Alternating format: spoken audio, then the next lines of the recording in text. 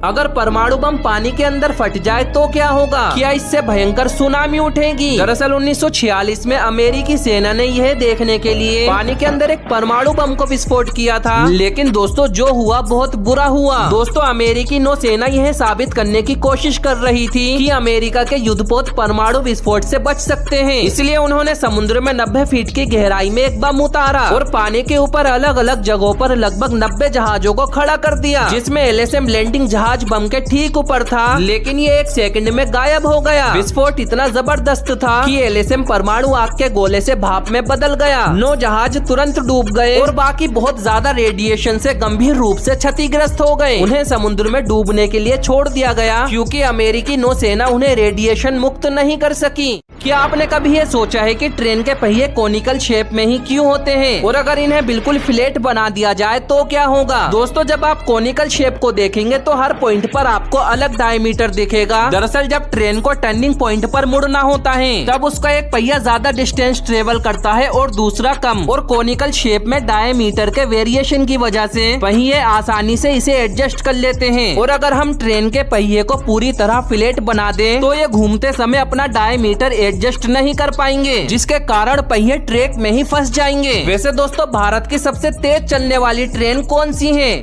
क्या आपको पता है कि नासा के टायर रबर से नहीं बने होते बल्कि इनमें एक सिलिंकी जैसा स्प्रिंग होता है जो टायर के चारों ओर लगाया जाता है। यह स्प्रिंग निकल टाइटेनियम धातु से बना होता है जिसे निटिनोल भी कहा जाता है। दरअसल पहले नासा के वैज्ञानिक अपने रोवर में एल्युमिनियम के व्हील का यूज करते थे, लेकिन ये बहुत जल्दी खराब हो जाता था, इसलिए निटिनोल का टायर बनाया गया। दोस्तों ये एक गजब का मेटल है जिसे चाहे जितना भी मोड़ लो, थोड़ा हीट पाते ही वो ऑटोमेटिक पहले आकार में आ जाता है। निटिनोल के टायर सरफेस के अकॉर्डिंग अपने स्ट्रक्चर को बदल देते हैं और वापस फिर अपनी पुरानी कंडीशन में आ जाते हैं, और नासा वाले आगे चलकर इस टायर को नॉर्मल व्हीकल के लिए भी बना सकते हैं। वैसे दोस्तों क्या आप जानते हैं कि दुनिया की सबसे बड़ी स्पेस एजेंसी कौन सी है? पानी पर चलते हुए जहाज के भारी भरकम एंकर को अचानक से पानी में छोड़ दे तो क्या होगा? क्या ये जहाज को तुरंत रोक देगा या फिर एंकरिंग सिस्टम को ही तोड़ देगा? देखिए शिप में लगे एक एंकर का वजन 10 से 15 टन तक होता है और इन विशाल जहाजों को केवल एंकर की मदद से नहीं रोका जा सकता, क्योंकि समुद्र में चलते हुए जहाज की स्पीड को कम करने का काम उसके इंजन द्वारा किया जाता है। लेकिन जब जहाज समुद्र के बीचों बीच एक जगह पर खड़ा हो और उसके इंजन भी बंद हो तो इसी चेन एंकर को पानी में छोड़ा जाता है जो जहाज को समुद्र की लहरों में बहने से रोकता है। दोस्तों एंकर को शिप को धीमा करने के लिए डिजाइन किया गया है, ना कि उसे तुरंत रोकने के लिए। इसलिए अगर एंकर को फुल स्पीड से पानी में छोड़ा जाएगा तो ये जहाज पर भारी मात्रा में खिंचाव और तनाव पैदा कर सकता है जो शिप को बुरी तरह से डैमेज कर देगा और इससे शिप में मौजूद माल को भारी नुकसान होगा।